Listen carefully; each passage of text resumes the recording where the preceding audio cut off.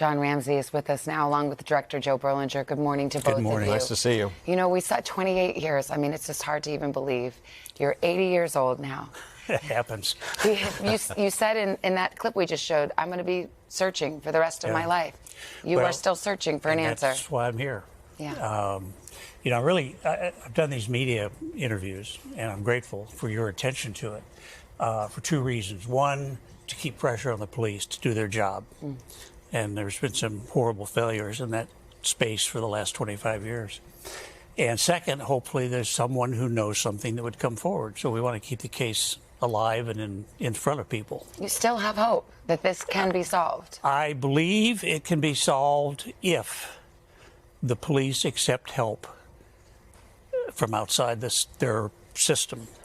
That's been the flaw for 25 years. You're advocating, you've been asking for the Boulder police to use new technology to retest some of the DNA in the case. And what is the response? Well, for 25 years, in my judgment, the police department was very contained, very poor leadership. We don't need help. Stay out of our way, stay out of our business, which is tragic. They had no experience. The fellow investigating our case for 25 years was an auto theft investigator before he took this case over. And frankly, it was a roadblock. So that was very frustrating. They wouldn't accept help from the outside. Never criticized them for not having experience. I criticized them for refusing help from people that did and was offered. We're hopeful now with the new police chief that was brought in from the outside, which was huge, that he will exercise good leadership and accept help from people that have offered it. To my knowledge, they have not worked with federal agencies. They have not worked with anybody outside of their group. And there's been so much offered. But the way our system works in this country, the police department, the police chief is in charge of his case. And if he doesn't want anybody to come in and look at it, they can't come in. Well, let me turn to you, Joe, because you're an acclaimed documentarian. This is a case where you think, I think everything has been written, everything has been said. What drew you to this material, and what do you think is new to uncover? I mean, is it your opinion that this DNA evidence is intact enough to be retested? Yeah, I agree with Mr. Ramsey. This case can be solved. The DNA technology was very different back then. The DNA was very flawed. There's specific things that can be done. Old items that were tested need to be retested.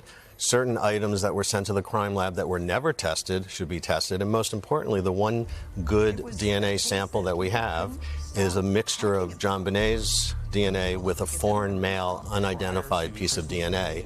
There is now technology where those two DNA samples can be separated, and genealogical DNA, family DNA, 23andMe type of DNA, which has been used so successfully in a lot of cold cases, can now be utilized if only the Boulder police would, I don't understand this institutional intransigence to solving a case. They need help.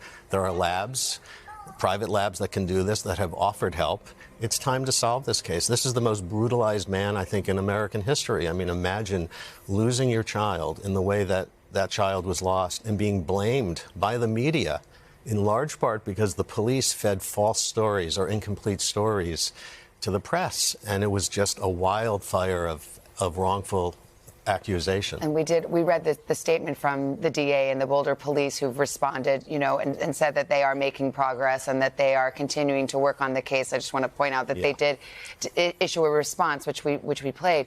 But Mr. Ramsey, I mean, as I mentioned again, you're in your 80th year, and here you are, and you weren't paid by Joe for this docuseries. No. You haven't even seen it.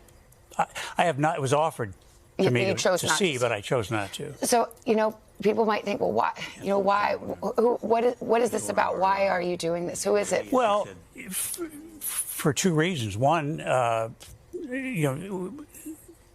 I'm doing this for the sake of my children and my grandchildren. This cloud over our family's name needs to be lifted. They need to be able to go on and close this chapter and go on with their lives. It's hard on them. And, we've been maligned and our family reputation's been tarnished. And I'm going to do my best to clear that up for the sake of my children. And we, today, finding the killer is not going to change my life. I've lost JonBenét. It's not going to bring JonBenét back. I would like to close this chapter so we can be more at rest and at peace. I won't give up pressing the authorities to do their job until I see that they do their job. And that's been the frustration for 25 years. Now with new leadership, we're hoping that the department will capitalize on the resources that have been offered to them. And you know, there's a whole new generation of true crime fans that have rediscovered the story, going down these rabbit holes on Reddit and message boards. Do you consider that to be a good thing? Continuing to blame the family, continuing to spin conspiracy theories, continuing this absurd story that maybe the brother had something to do with it or do with it. It's just nuts. So I really wanted to set the record straight. It's a very clear-eyed examination of how it's so obvious that this was an intruder. I mean, that kind of attention can be a double-edged sword. I mean, we just saw the Menendez docuseries, and now, you know, the authorities in California are seriously looking at re-examining that case and resentencing the brothers. Apparently, there's going to be a docuseries based on this case, the Ramsey case. How do you feel about that? Well, as you say, it's a double-edged sword. We're grateful that the public and frankly the world cares about the murder of our child. There are lots of children murdered in our country every year, which is tragic. We don't do a very good job of protecting our children, in my opinion. So I'm grateful for the attention, but the goal has been to get the police to accept help. We think there's hope that they might now with new leadership that was brought in from the outside. I've met with that chief of police, the new chief of police. Seems like a good guy, open communicator. All he's got to do is open the door and let all this help in that's standing there waiting to help. On a human level, I mean, 28 years, you lost your little girl. We just saw her, you know, a beautiful 6-year-old girl. Yeah. I don't think that's something you ever get over. You don't get over it. One mother described the loss of her child as a hole in her heart that won't heal.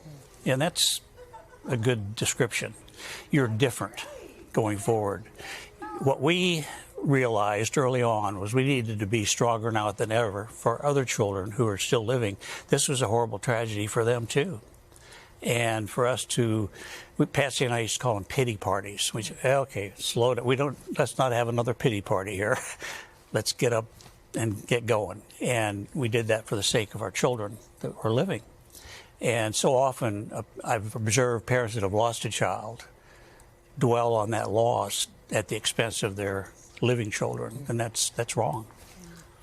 Well, it's a fascinating new docuseries. Had the opportunity to watch it. Joe, thank you so much, Mr. Ramsey. Thank you for your time. Thank you. And we should mention Cold Case, Who Killed JonBenét Ramsey premieres next Monday on Netflix. Hey, thanks for watching. Don't miss the Today Show every weekday at 11 a.m. Eastern, 8 Pacific on our streaming channel, Today All Day. To watch, head to today.com/allday or click the link right here.